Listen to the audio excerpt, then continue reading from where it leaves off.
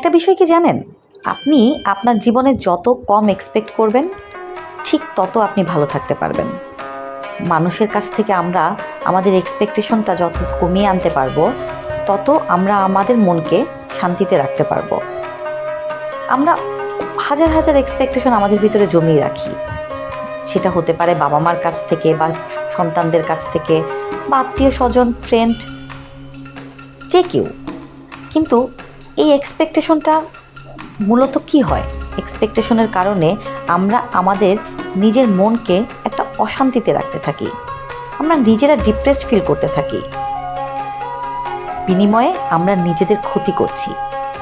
যখন থেকে আমরা এইটা বুঝবো যে আল্লাহ আমাদেরকে ঠিক যতটুকু দিয়েছেন ততটুকুই আমাদের জন্য যথেষ্ট, তখন থেকে দেখবেন আপনার নিজের জীবনটা প্রচণ্ড শান্তিময় হয়ে গিয়েছে।